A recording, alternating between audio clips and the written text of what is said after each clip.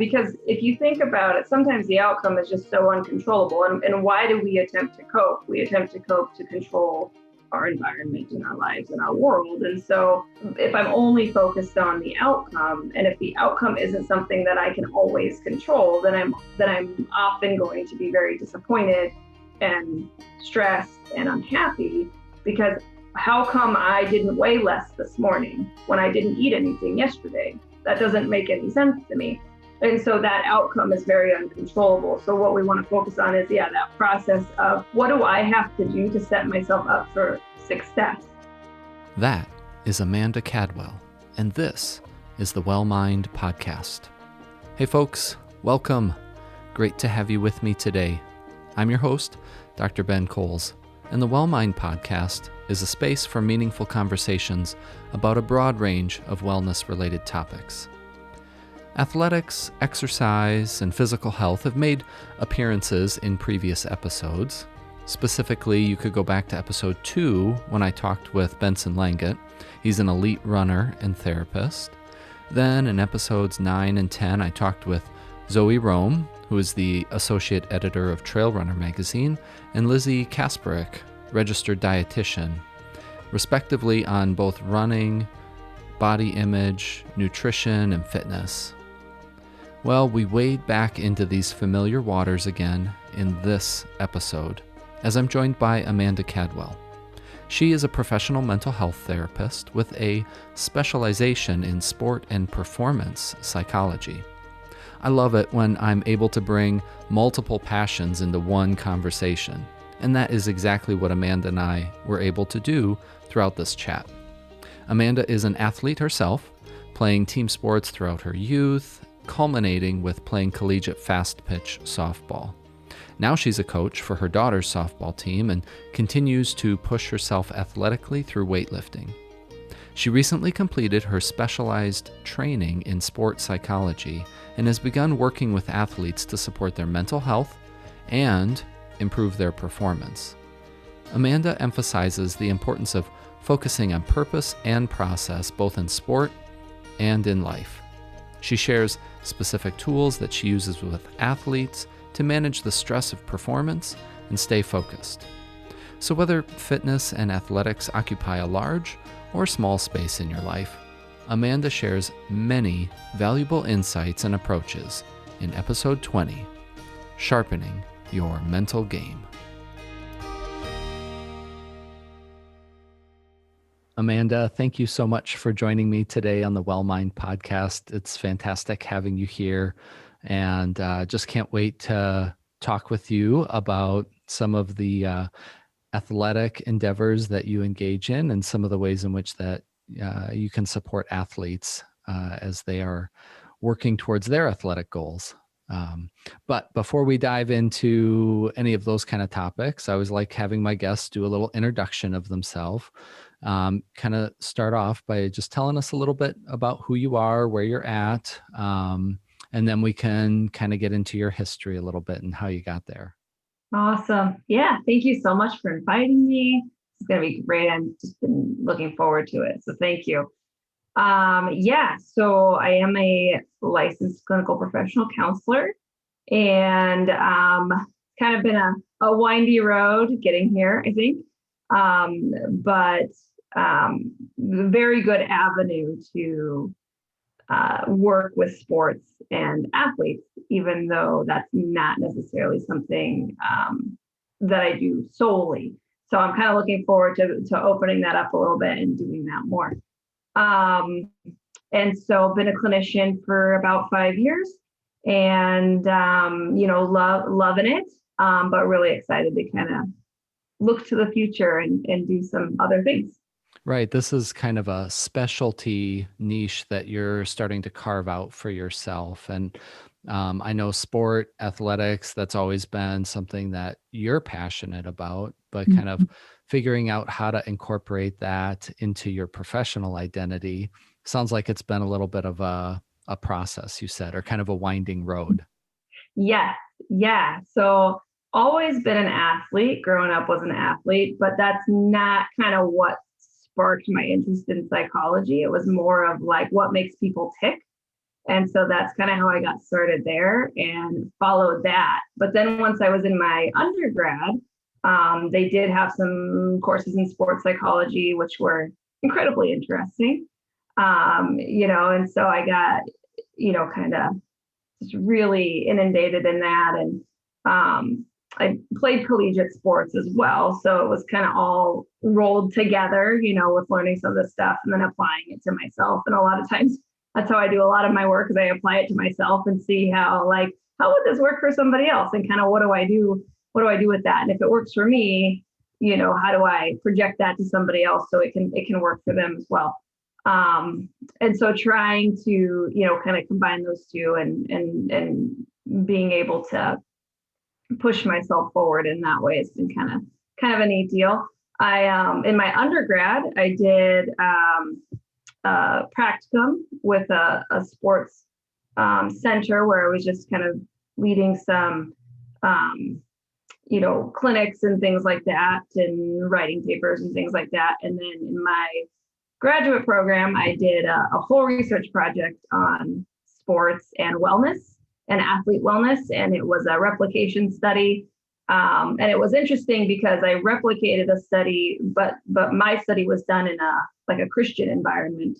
So it was kind of an interesting duality to see from the original study to my study and kind of how all that worked. So that's always been something. Yeah, it's always been something that it's just been that line, Mm-hmm.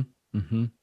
So talk to me a little bit about that collegiate athlete experience, what that was like for you and kind of balancing student life and athletics and just, that's a lot, right? Yeah. Yeah. It was interesting to say the least. My freshman year, I went to a very small school. It was a Catholic school, and it's kind of a culture shock in a way. Like, I grew up playing sports. I'd never, had any issues playing sports. It's just what I did. And where I went to high school, like, I was a starter and on varsity and all these things. And then I went to college and it was kind of like this weird, well, you're a freshman, so here you go. And you're not who you were in high school now. And now you're this, you're just on our team. And if you play, great. And if you don't, then you don't, so it was kind of this weird understanding of like, oh, I'm not totally who I was then. And these people don't know me as I was then. And right. I think there's sometimes a sense of like, do you lose some value in that, as an athlete? Because you're like, oh, I thought I was awesome. Right. Well, like you said, if you were kind of at the like top of your game as a high school athlete, right? Mm-hmm. And what sport were you playing at that point? Or fastpitch softball. Fastpitch. Okay. So you probably had to work really hard, lots of practice mm-hmm. sessions, lots of training, lots of time and investment. Yeah. And so maybe a lot of external kinds of accolades or recognition or affirmation. Mm-hmm. And then it was very different than going to college. And so how did you notice that, I guess, I don't know, impacting you from, mm-hmm. since we're talking about wellness and those kind of things, this kind of drastic shift in kind of those external sources of affirmation and validation, and not having that and feeling kind of like, oh, I'm starting over almost. Mm-hmm. I'm guessing a little bit there, but you can correct me where I'm off. No, yeah, for sure. Like, it was horrible. I'm not gonna lie. Like, it was it was so hard to acclimate. And then of course being a freshman in college and leaving home, and you've got all of these other things, but transitions. Right. And it's just really interesting because you get recruited to be on a team, and it's like, here you are on this team, and you just do whatever they say, like, here it is. And if you don't live up to that or hit those expectations, then that's too bad, but I think there's not a lot of support as a freshman who has, I have no idea where I am, no idea what I'm doing, no idea what to expect. And then I'm, just kind of thrusted into this. And so, it's just a really interesting dynamic. And I think some difficulty is I've always just wanted to play sports. So it wasn't like I'm not huge into games or drama or things like that, where sometimes I think can happen, especially within teams, and people kind of get cliquey and they can get together. And that was kind of my experience, where I was kind of like a bit of an outsider. I was really interested in like doing my schoolwork. I wasn't really interested in doing maybe some quote unquote team bonding things. I think that kind of just labeled me a little bit differently. So then when it came to my teammates, we just didn't have a whole lot of cohesion because I just didn't totally involve myself in some of those things. So I guess looking back, you could either determine if, you make the decision to fully engage and do all these things that maybe you don't really want to do or you're comfortable with, just so you can do this piece of it, which is be involved in the team and be liked, or do you kind of set that aside and just say, but like, here's really, where my what's important to me, which is like my schooling and actually just being a good athlete, and so I do think that kind of had an effect a little bit on, well, one, just playing in general and playing time, but two, I think on my own wellness, because then I think I kind of got to a point where I just like really started to detach from all of that, where I was just like, I just don't want to do that, and I don't want to have anything. And like in some way, like even though you love the sport, you sort of lose a passion for it, because you're kind of like, if I have to deal with all that, what's the risk and benefit? Yeah, it doesn't feel worth it anymore. Exactly. Yeah. So, and the team I played for, there was some questionable things that went on. It just was just not.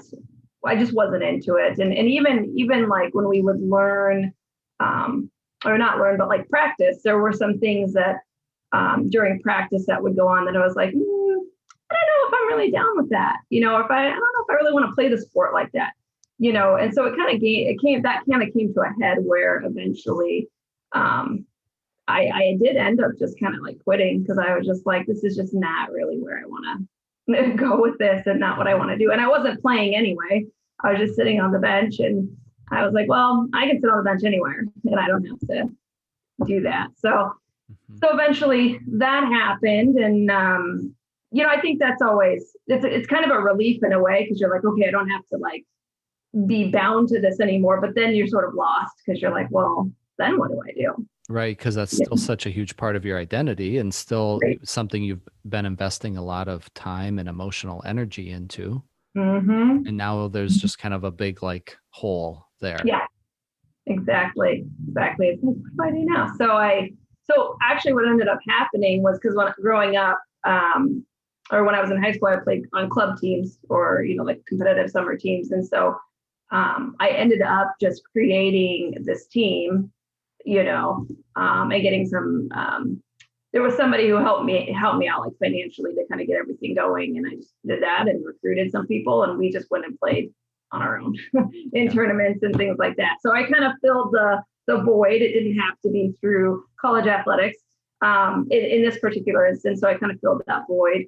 But it did not deter me from college athletics. I did end up going back and playing for a different school later.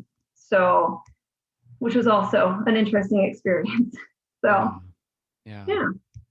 So, I mean, you've touched on a couple of things here already that I think are a big part of the athlete world. And that's, things like coaching and leadership, that has such a huge impact on the experience of the athlete in that activity. You're also touching on team culture, and kind of how that culture is shaped and how it's sustained, and whether that's healthy or not. It sounds like this was an environment in which there were some unhealthy aspects to that culture. Um, and and so an athlete is then kind of left with a decision to make, right? Either I make internal compromises to go along with these external things, or I don't compromise internally, but then I'm compromising these external things like my place and position within the team. Right. Which is, I mean, it's just a terrible decision, for, and then we're putting on top of that, like you said, being a freshman in college, tons of new transitions, tons of new expectations, growing leaps and bounds in terms of independence and autonomy. Just a really, to me, it seems like one of the more critical times in our development to have a really good support system, to have a culture in place that values the team and values the individuals and their wellness and their participation and role in the team, even if that person isn't starting every single game or something, but that there's still a value there for everybody that has a place there. Right. So you've and this is kind of true with most things, Amanda, I think, is that we have both personal and professional / academic experiences and exposure, and that kind of shapes what's important to us and what we want to invest ourselves in. And so you have already kind of laid out some of both of those today, and saying, being an athlete was a big part of your identity all the way from growing up and into college, and but yet understanding people and then having some of these interpersonal experiences where it was like, I don't know if I'm okay with that, kind of questioning, motives or questioning people's decision making, and that really falls into that world of kind of psychology and understanding human behavior and all of that. So bring us to the point where you're saying, all right, I want to be a counselor, a therapist, and then how you decided, well, yeah, I want to do something specifically with athletes. Yeah, thanks. Well, it's kind of funny, my journey to becoming a therapist. So like I said, my major was in psych, so that was pretty much a given. But there was kind of a big gap between there and actually becoming a therapist. I left my undergrad and I went home to I think my parents had moved by then. I moved somewhere new. I ended up meeting my husband and getting married and having a kid. So all those life things in between, but all the while, I think I was still playing like slow pitch softball and still, just really into exercise and those kind of things. So that kind of just sustained me for a little bit. And then it was kind of funny. My husband ended up, it was in 07, 08, he lost his job, which because of the whole, there's like recession thing. Yep. And he's a baker. And so he kind of that. So it was kind of funny because it was at home. I had to end up going, getting a job. And I think I was just sitting at work one day. And so I said, I'm going to graduate school. And I thought, you know what? I want to do that too. I want to do that. I want to go do more. And I did. And there was like a connection to one of the local schools here. And they had it just so happened that their interview process was happening like within the next couple of weeks. And I applied and got in, and the rest is history, as they say in that world. So went through my master's program. And that was not at all like sports related or, there wasn't really anything in there other than that big project that I got to do. Which that was something you chose to do, right? I mean, that was really, that emerged from your identity. Yes. Yep. Absolutely. So that was kind of the neat thing about it. It was like, you have all, everything that you could ever do in counseling or psych or whatever. And that was it just defaulted. I was like, well, yeah, of course, this is what I want to do. So then I did that. but where I live, because I live in Idaho and it's just so small and there's not a whole lot going on over here. I went to school in Portland, Oregon, so they have a lot of, resources for athletes, for training, for, if you want to do this kind of work. But where I live, it just isn't. And so once I got toward like my internship, I was calling, like, so we have a triple A, a single A minor baseball team here. And I just called their organization and I said, do you guys have anybody on staff who does this? And I think at the time they were affiliated with the Cubs and they were like, no, that would be like the Cubs, who do that. And so I was like, okay, so it's kind of a dead end there. And then there's just nobody around who does this kind of work. So that's just sort of stopped me for a little bit, just because I was like, I just don't really know what direction to go from here. So I kind of just went through everything, that went through my internship and got my licensure and just started kind of doing this. And then I think actually working at Christian Family Solutions, I had heard that there were some clinicians working with like the athletic programs at some of the schools. And I thought, well, yeah, like I totally want to do that. How cool would that be? Of course, living in Idaho, we don't have that option. Like I didn't have that line, but I was like, but I should do something with this. So I just applied for a program, certificate program. And I was like, I want to do that. And I did. It took me a whole year. And I did it. And that's kind of where I'm landed now, is like, I have this program and this training under my belt. And now it's like, I need to go and like apply it somewhere. So kind of sort of a, flagship, if you will, of like try to create some things of like, okay, we're going to open some things up and really try to make this happen. But I'm finding out that it's really not as common as maybe people would think. It just there's not a whole lot out there. In terms of like sports psychology focused like providers or programs? Yeah, really, I think kind of either one, as far as like if you were to run like sports psychologists where I live, there maybe like one or two would maybe pop up, or like sports counseling, or they call them like performance consultants. Not a whole lot would really pop up. Okay. So and like just hearing from other people and other environments is like, oh yeah, we kind of know about this, or we kind of know what that is. It seems like maybe it's just so specialized that it's not as getting out there as much as it could. Mm-hmm. There was a brief window in time during my doctoral studies where I had an opportunity. In my program, they called it a cognate. So you had an area of concentration or focus, and you could, again, kind of like you could pick whatever you wanted to do. Like it completely was based on your own interests. And because sport and athletics has been an important part of my life too, I thought, oh, well, maybe there's an opportunity or avenue here. But similar to what you're saying, in terms of like programs, there are very few, and the ones that are there and credible are expensive, right? Yeah. I mean, like, and I was like, ooh, I'm already paying quite a bit of money as I'm going through my doctorate program. Now I'm going to put this kind of on top. And it was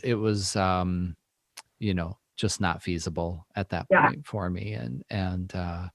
But that idea of being able to support people in their wellness, and also as they're working towards certain performance goals, certain athletic goals, and at any level, to me that is exceedingly interesting, and I think there's a great value there. So because what we're saying is that maybe at the professional level, or at like an elite Olympic type level, there are people there, these kind of sports psychology focused people providing those services. But since it's not super common, can you just kind of lay out like what are some of the main things that somebody with a psychology, counseling, therapy training, but also this emphasis in sport and performance,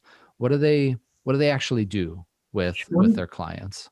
Yeah. Thank you. Yeah. So I think, a lot of the way it's kind of framed right now is in performance enhancement. How do I use my mind to better my performance, right? Or my successes, right? And so I think that's if I were to go outside of what I typically do as a clinician and focus on sports, that's probably most of what I would do. And that's probably what holds my interest the most. Is okay, you're already talented, you already have the skill. How do we just notch that up so you have that level up, maybe on competition that way.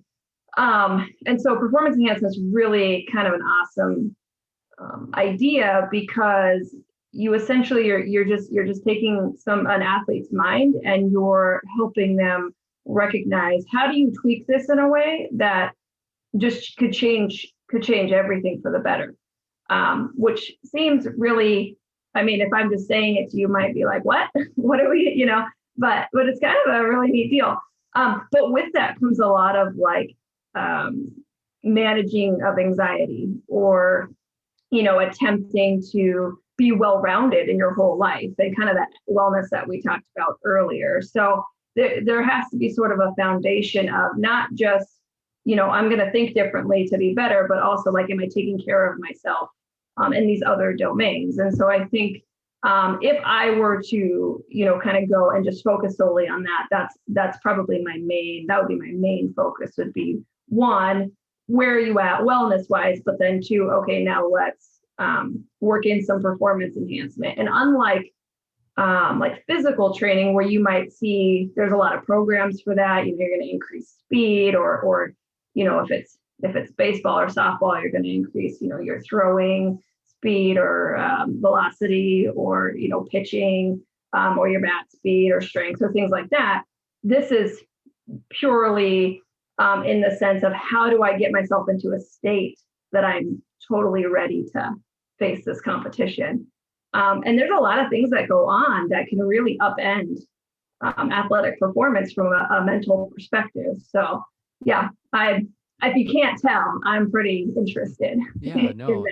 I love this. And I want to break that down a little bit too, because the benefit of having somebody that has that well-rounded clinical training, to understand mental health, relational health, behavioral health, all of those kind of pieces. And then also, in addition to that, has this performance enhancement kind of focus, that really does contribute to this idea of well-roundedness, or wellness from a holistic perspective. Because I take that college freshman, right, that's coming in and is going through all of these new experiences and stressors, and trying to find a place, and how do I fit, and how do I make decisions, all of that. And we haven't even scratched the surface on you get called up to pitch that game or something, or you're going in at Right. maybe you're going in to play third base for the first time in a college game. Now mentally, what is that like? But Right. so being able to touch on all of those pieces seems, invaluable, really. Yeah. So I'm a runner, you know that. We've talked about that kind of stuff in the past too. And it sounds like you still play some ball now, right? A little bit, not as much as I used to, but I will once in a while get out on the field. Yeah. So I got to know, what are you into right now? What's your jam? Well, I like weightlifting. Yeah. We've talked about this before, but honestly, what I really focus on now is coaching. So softball, we're going into softball season right now. I coach my daughter. So, and I actually really, really love that a lot. It's kind of funny. I didn't know that I would really love it, but I get super excited when I'm like, yes, I get a new team, and these girls, some of them never played before. And I was even telling my husband, I was like, I kind of hope I get some who haven't, because then you get to kind of really teach them and cultivate, a lot of that, where they're not necessarily coming in with all this knowledge and stuff and trying to say like, here's what I know, but like I get to kind of impart that on them. So it's kind of a cool deal. Yeah, no, that's awesome. And that is not surprising to me at all, Amanda, that you would like coaching. I think because you're going to pay attention to all the skill and development stuff in the world, but you're also going to create a really fantastic culture for that team so that all of those girls have a wonderful experience and think, I just want to keep doing this. I hope so. Yeah. And that's what it is, especially athletics, as through our youth and early adolescence. And it's just about enjoying the process of playing sport, of learning sport, of being on a team. And that's cool. So, but the point about kind of like talking about who we are now and kind of how we engage in sport and athletic, like you've kind of shifted from something that was very team oriented and position focused to something that you can do really independently. And I know, people go and lift together all the time, and people meet up for group runs all the time, but in essence, it is still a individual, based effort. You're kind of comparing yourself to yourself in most cases, right? So in a athletic environment like that, you were kind of referencing, there's so many pitfalls, so many things that can kind of make you go off the rails in terms of your performance, even just for like a workout, maybe. I mean, what are some of the main things that, that you would see or that you would want to be cognizant of as some of those potential pitfalls that can derail our performance in a workout or in a a race or a competition of some sort? Absolutely. Yeah. I think, well, first we kind of touched on a little bit, but those outside stressors, what is going on in my life that I can't seem to shake right now? And for some people, sports, working out, whatever it is that coping? So they can kind of shift into that mode and compartmentalize. But for others, it's kind of like they bring everything in, or we have the reverse where, I go into a competition or athletics and I can't leave it there, and then it kind of comes into other areas and maybe there's kind of a ping pong, if you will.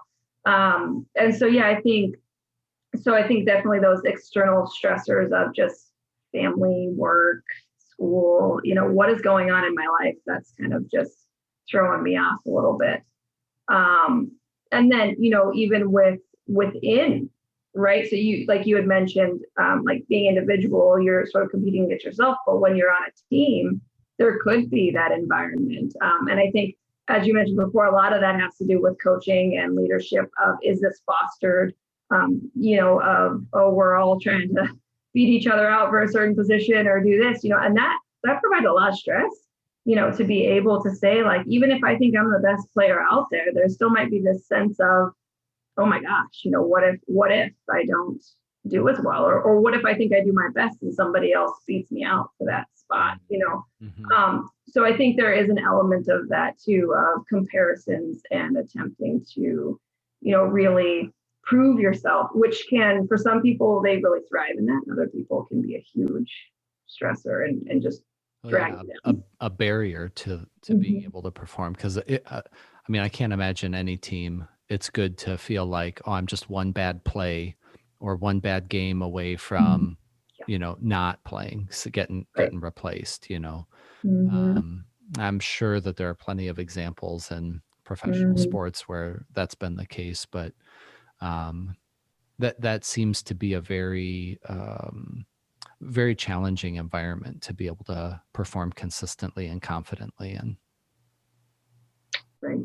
So then, let's focus specifically on this life kind of stressor one first. So, and I know for me, running as an outlet, like I think I even just run earlier this week. I posted on Strava and my caption under it was stress reliever. That was just the caption under my run.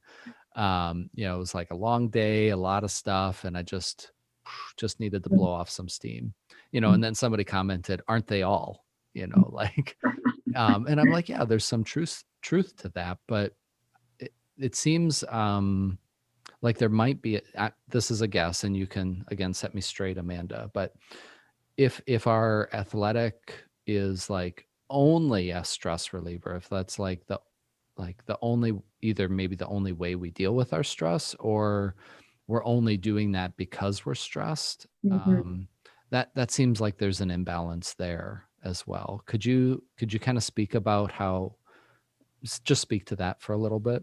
Yeah, absolutely. Yeah, I think you're right. I think if we're using that as our sole coping, I mean, I could just see so many things that could go wrong in that, because if you don't do well, right now, I'm stressed with life, and my coping has not come through.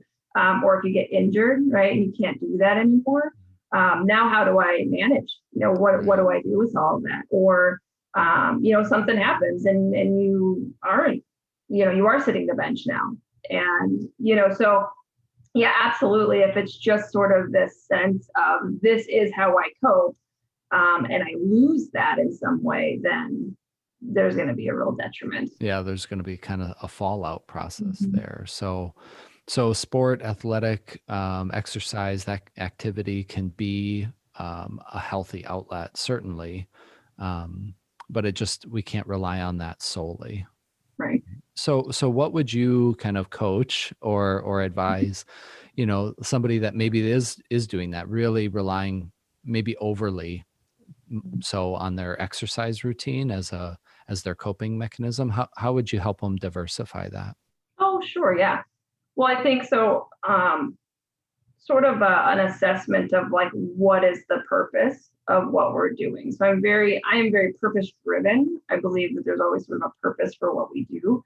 And so if say exercise, for example, is my sole coping, what am I missing maybe in other areas that I could use as coping mechanisms? Or is my thought process that I have to be doing this? Like, if I don't do this, then I can't cope. So I think first sort of an assessment of like, why am I really doing what I'm doing? And then sort of one thing I do a lot, especially I do it even with clients who aren't athletes or sport minded, but I talk a lot about this process versus outcome orientation. We tend to focus a lot on the outcome. Like, I want to lose weight. I want to be happy. I want to do better. I want to play better, whatever that is. There's sort of this outcome that we have, and that's the goal, which sounds really abstract and not very concrete, and it's hard to kind of quantify that, No, but I think what you're talking to is a specific measure. Like, I'm sure in lifting, it's super easy to do. It's like, I want to be able to hit this weight in this lift, or for running, it's, I want to be able to hit this pace, consistently over this time, or have this time goal for X amount of distance. And I think the same is true within, ball sports, team sports, those kind of things too. Yeah. You're kind of setting these benchmarks, and they're very quantitative in nature. And so you're saying you want people focusing more on the process than on the outcome, right? Right. Yeah. Because if you think about it, sometimes the outcome is just so uncontrollable. And why do we attempt to cope? We attempt to cope to control our environment and our lives and our world. And so if I'm only focused on the outcome, and if the outcome isn't something that I can always control, then I'm often going to be very disappointed and stressed and unhappy, because how come I didn't weigh less this morning when I didn't eat anything yesterday? That doesn't make any sense to me. And so that outcome is very uncontrollable. So what we want to focus on is, that process of, what do I have to do to set myself up for success? Even if the outcome isn't always what I desire, what am I doing to do my best to get there? And so in sports, if my goal is I want to go 3 for 4, what am I going to do to increase that chance? I'm going to make sure that I'm throwing, when I bat, I throw my hands at the ball, that I pivot my foot, that I throw my hips, that I'm doing everything that I need to be doing to set me up for that success. If I'm not doing those things, then most likely I'm not going to be as successful. So to say, well, I just want to do this, that would be really difficult, I think, to actually follow through on. But I don't think we all think that way, if that makes sense. No, yeah, and it does, because even like with the weight loss and analogy there too, like when we get too focused on the outcome, that can lead us to making unhealthy process decisions in an effort to try and control the outcome. So if I want to weigh less, well, then I just don't eat today. And then I think, well, for sure, I'll control that. And then I'll weigh less tomorrow. That's not a sustainable or healthy process decision. And same thing with, going 3 for 4, or shooting free throws at the free throw line. My boys are, we're just finishing up basketball season and, things like that. Talk about a mental game, free throws. Holy cow. I want to know the secret there. But instead you're like, you've got certain cues that you're giving yourself, for like where your hands are going to be and where your hips are going to be and where you're looking and, but that's all process focused, right? And then that 3 of 4, that emerges when we're focused on the process. And that's kind of like almost like a reward for investing in that process. Do I have it? Yeah, absolutely. I think that's perfect. Yeah. So then when we get distracted during the process, whether that's just struggle with being just being present, use that word mindful. And I don't know, we can talk a little bit about that from your perspective. I'm kind of curious what your thoughts are on different mindfulness practices when it comes to sport. But when we're not present, when we're thinking about other things, or we're too focused on what might happen next or what just happened, 30 seconds ago or something, we're very much outside of that moment, and it becomes difficult to focus on the process. So, mindfulness is the one, because I'm a counselor too, and that's where my head goes. How are you getting people to just step more into the present in a real intentional way? Yeah, absolutely. So one thing that I love, especially about performance enhancement, is visualization. It is probably one of the greatest skills that we have as human beings, is to sit and really just visualize what we want to occur. And so if I were going to talk with somebody about mindfulness in relation to sport, that is probably one of the things, top things that I would do, is have them sit down and visualize what they want to see happen. It keeps us very grounded in the sense of, like, because it's mental rehearsal, that it gets us to this point of, yeah, I can do that. Of course I can do that. Like I've done that before, and I'm envisioning it. I know what this is. And so the thing with visualization, if anybody wants to try it, is to be very specific about what it is. So even down to, like, what am I wearing? Where am I at? What am I hearing? What am I smelling? Right. So some almost like grounding techniques, if you will, which is somewhat mindful or part of that mindfulness. And so using all of our senses to build this sort of vision in our mind. And then what I do is I envision myself following through with what I want to do. So what does that look like? If I'm hitting, I'm envisioning myself, right, throwing my hands and throwing my hips and pivoting my foot, and right, all those things I kind of talked about before. So I'm feeling that in my mind, and I'm watching myself do that. And then I can also visualize if something goes wrong, how do I want to handle that? So let's say I'm, in the field and I make an error. I want to envision myself, brushing that off and taking a breath and just getting right back in there. And what is it that I'm thinking about, and how am I going to manage that? So there's a lot of ways that you can use that. But I love that. I think that's really great. One of the things I do in my regular work is I will often have clients close their eyes and conjure up a really peaceful or happy memory. And we'll do this maybe like 30 seconds or a minute. And then I'll ask them and I'll say, well, how do you feel? And they say, well, I feel pretty good right now. And I'll say, yeah, because that's how much control your mind has over your emotions and how we move forward. And so I think sometimes people don't recognize that. They often feel something and think, well, this is my reality right now. They don't recognize that, like, I could shift that if I want to. And so that's kind of a huge piece of mindfulness, right? Is kind of like being grounded and recognizing that I don't have to just be my emotions. I can feel different things. I can do different things. I can think different things. I can separate those. So visualization would be huge.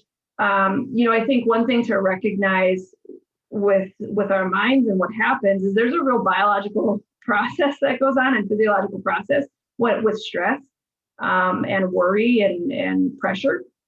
And our brain essentially shuts down when that occurs for there's lots of different processes that go into that.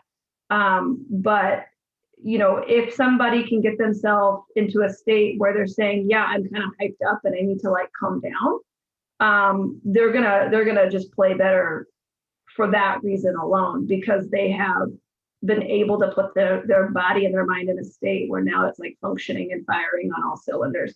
So while maybe like we see the guy who's like hopped up and he's jumping around, he's like, yeah, I'm gonna go for this. This is awesome. But at some point, right, like we sort of hit that peak level, and then we just kind of crash, and that's what you might see if somebody gets too hyped up before a game, they crash later, is that they're kind of like, they hit that flow, right? We all want to be in the flow, but then we kind of, over that. So relaxation techniques, part of mindfulness, being able to just be grounded. Where am I right now? What do I want to focus on?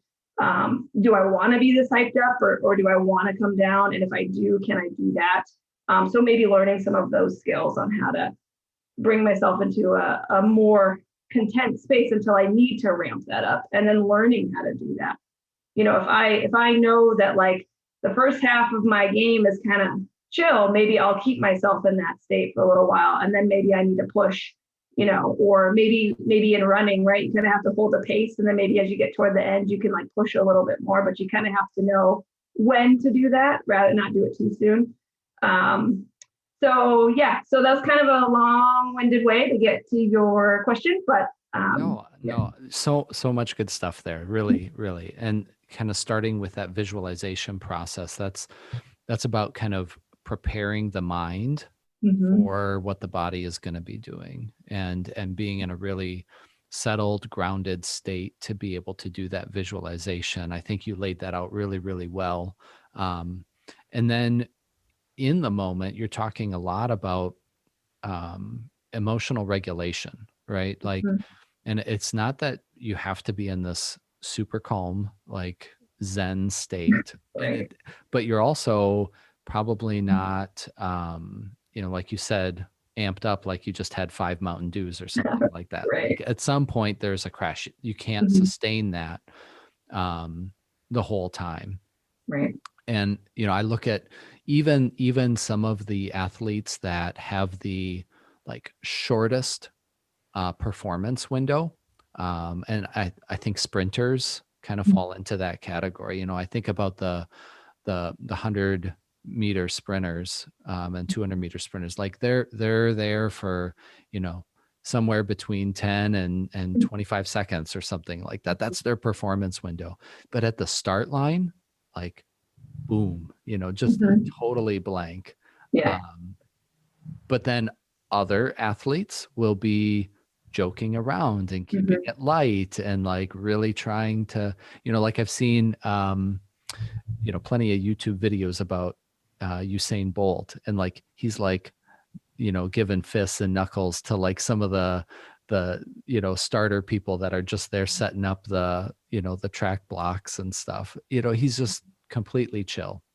That seems intentional, right? So whatever the state is, you're saying whatever you perform in, like have some methods to put yourself into that state. Be intentional with that.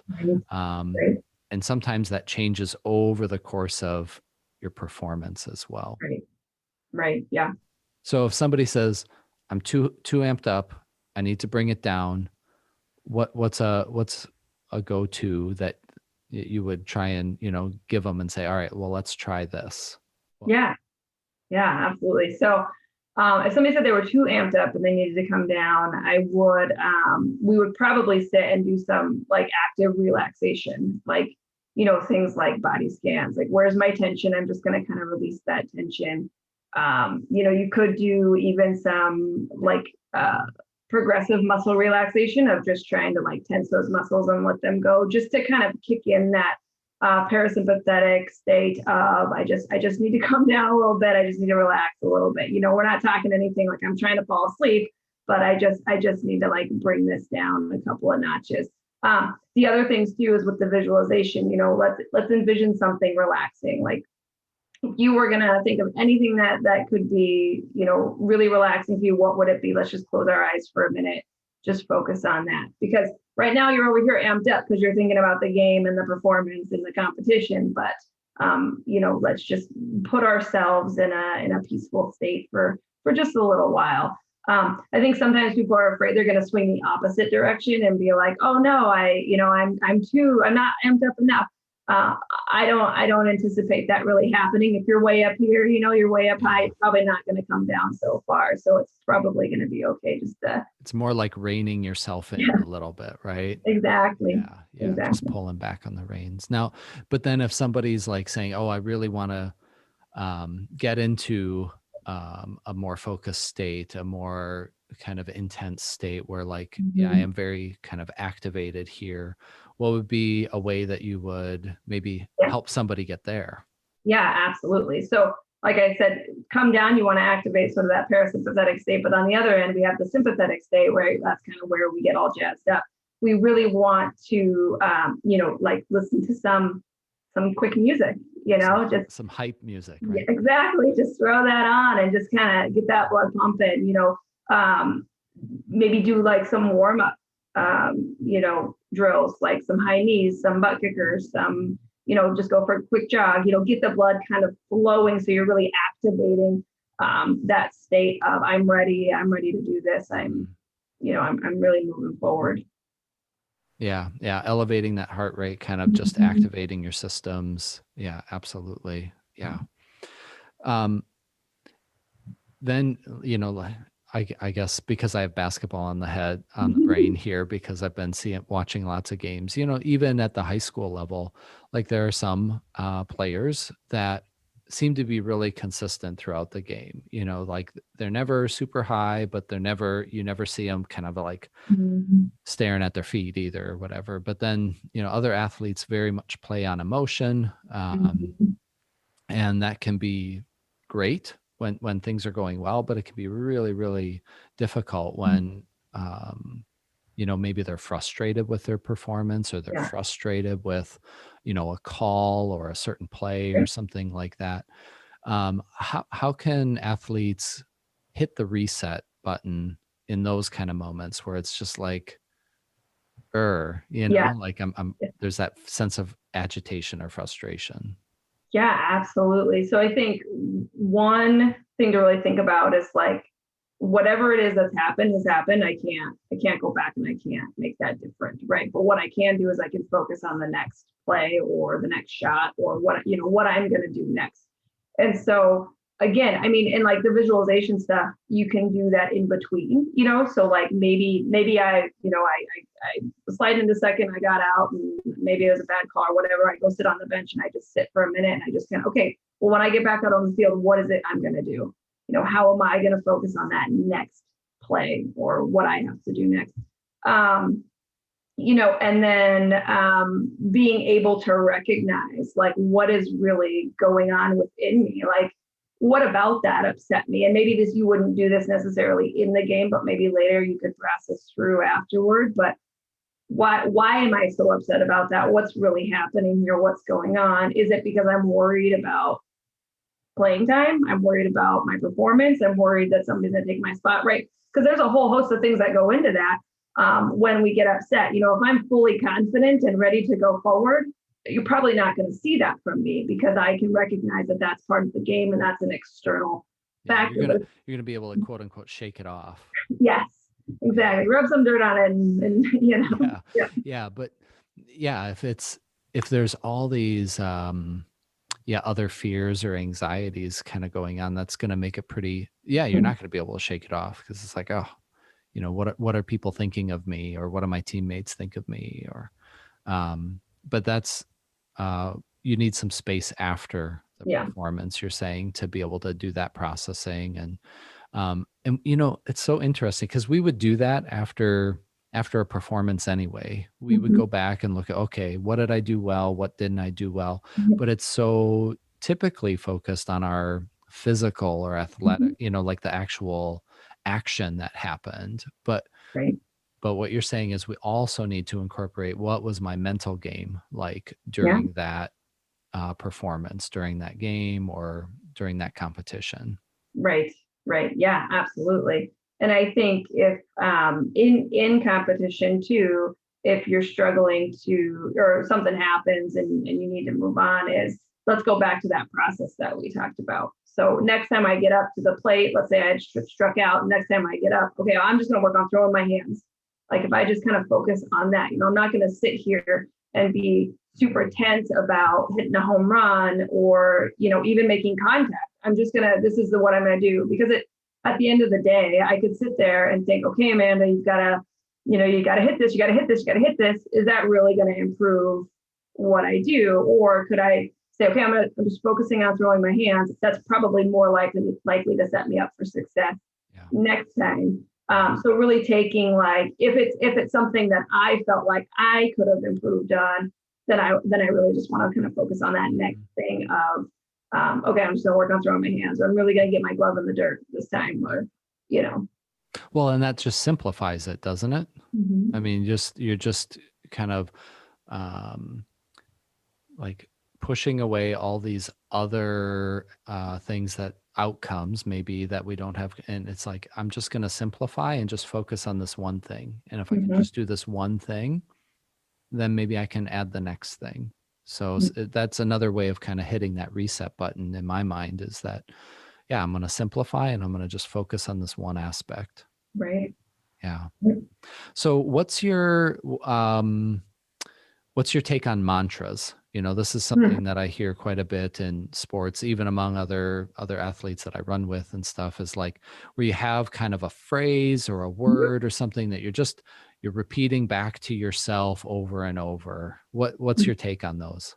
Yeah. So, well, mantras can really sort of be the same as self-talk, right? So this idea of, what do I say to myself in competition or in training? And how effective is that? And so I always tell people, if you can talk yourself into something, you can talk yourself out of something. Or if you can speak negatively about yourself, you can speak positively about yourself. So a mantra is really just, I think, enhances that focus. If it works for you, if you have to really own it and believe it and want it, I might, if I went running, mine would be like, just keep going, just keep going, just keep going, just keep going, but it's, but I think even in that, I'm distracted a little bit too, because I'm focused on this thing that I keep saying over and over and over. I'm not so much focused on my burning lungs and my legs that are all jelly and wobbly.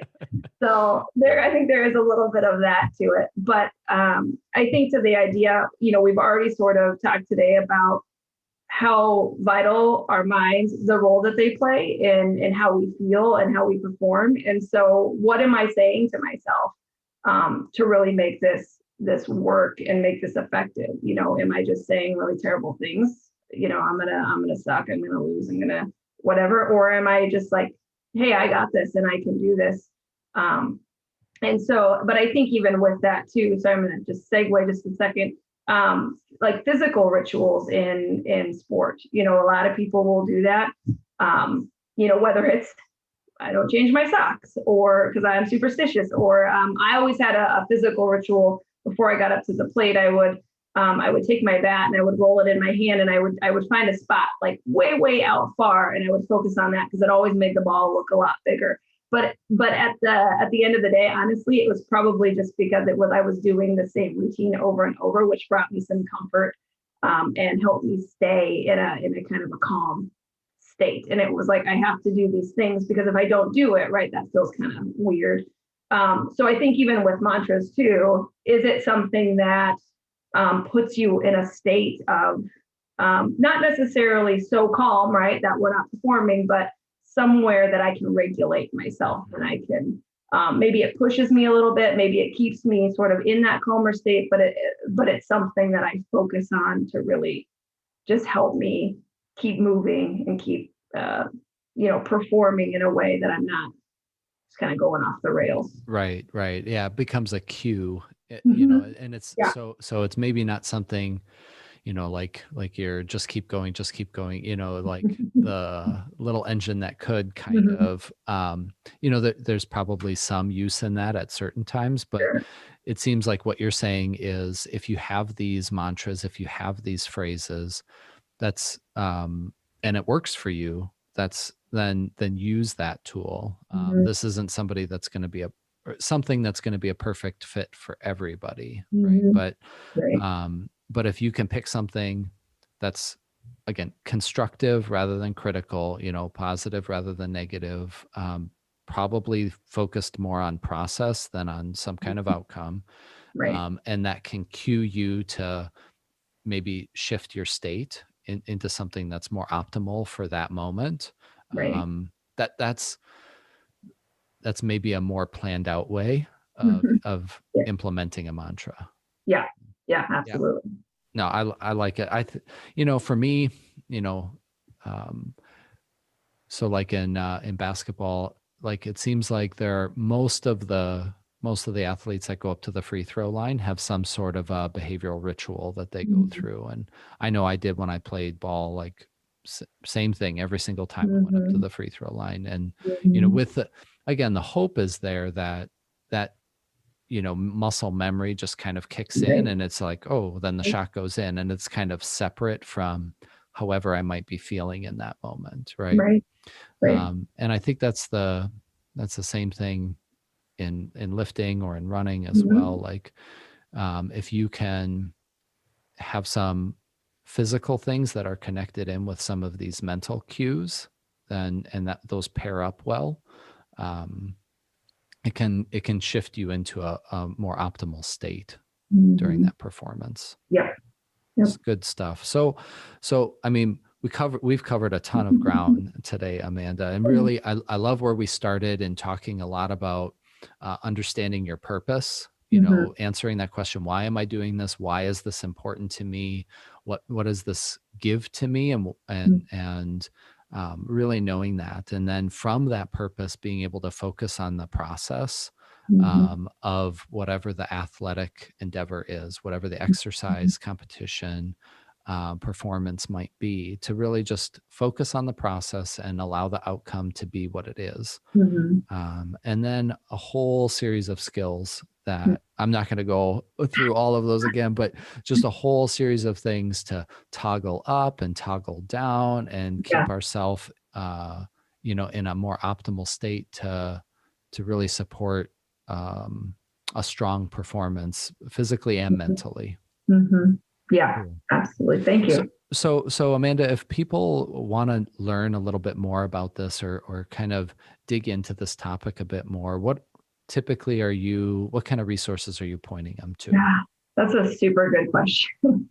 So honestly, a lot of where I get my information is just based on like the work I do. So watching patterns of people, and the thing about all of this is like they transcend, right? These skills transcend, and you can use them in any situation. And a lot of what we're talking about today is not just for sports; it's for anywhere. But I will give you a book that I love. It's Why Zebras Don't Get Ulcers, by Robert Sapolsky. It talks about stress in the body. I know it's not specifically sports related, but I guarantee you that it absolutely can apply. There is another book that I've used a lot that I actually got in my when I took the program, and it's The Psychology of Coaching And I really like that a lot because it talks about like goal setting, and it's essentially a book written for coaches if they want to apply these things with their athletes. So it talks about things like the mental skills, and it talks about team cohesion, and it's a very well-rounded book. And I really I use that a lot actually with my own clients who do come in with some athletic stuff, because it kind of lays it out in a way. It's not for clinicians, so it lays it out in a way where if you were to read it, you'd be like, oh yeah, totally real accessible. Yeah. Awesome. Yeah. Well, I will link those books in the show notes for this episode so people can access those there. So what's next for you, Amanda? What kind of things are you working on athletically, professionally? I know you're coaching. I am. That's kind of the focus right now, is just coaching. It's funny because when you play in these, like, so my daughter, I have 3 children. My middle daughter is the one who's playing. She is 11. So we're kind of still in this developmental stage. So when you play in some of these leagues, she doesn't play like on a real competitive team. You know, it's not like a paid team like that. You play in some of these leagues and it's like, oh, you get like 3 practices and then games, you know? So it's kind of this idea of really trying to like, okay, how much can I pack in? So that's been just like super busy because I'm like, we gotta practice like all the time, you know, and get everybody going. And then spring break is coming up. And so there's gonna, you know, and you're trying to like, oh, how can we get this team to just bond with each other, you know, and actually trust each other. Yeah, exactly. Trust each other on the field. So that's taking up a lot of my time. You know, but really want to open this up with Christian Family Solutions, and I'm gonna have some blogs that I'm gonna write that'll be on our website. You check those out. We've got educational presentations for schools, parents, coaches. So we're gonna start doing a lot of that. So hoping, and maybe some people will listen to this podcast and be like, oh, I want to learn more, and they'll want to, you know, kind of come to a presentation. So that would be super neat.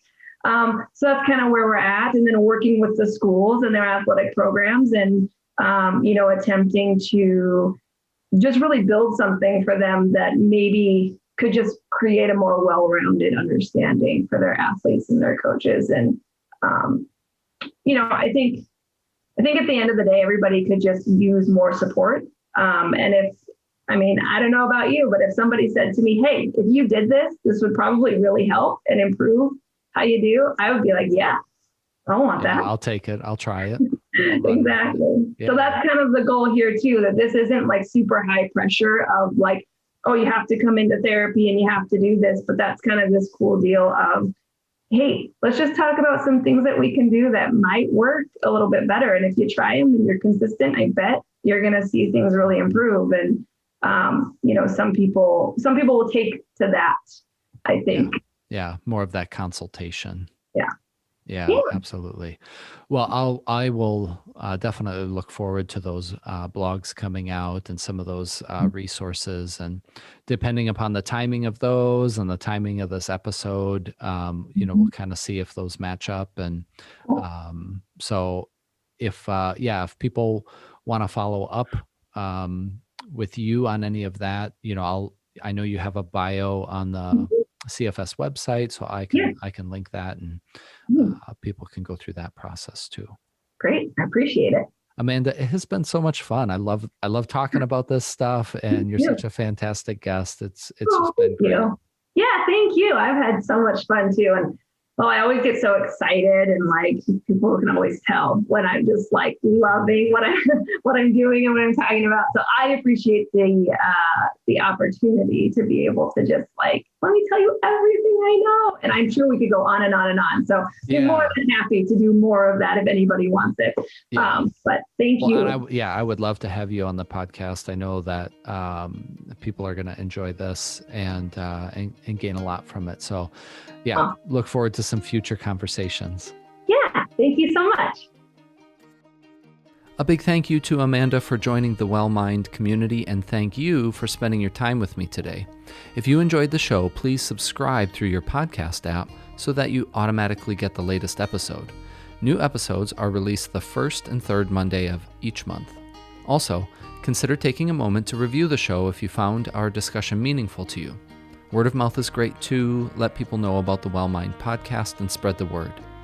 Please check out the links in the show notes to access the resources we discussed during our conversation. Many thanks to the staff here in the Bethany Lutheran College podcast studio. Greg and Seth are tremendous in providing editing and technical support for the podcast. And a special thanks as always to Lauren McMacken for designing the logo and the cover art. Thanks again for listening, and until next time, be well.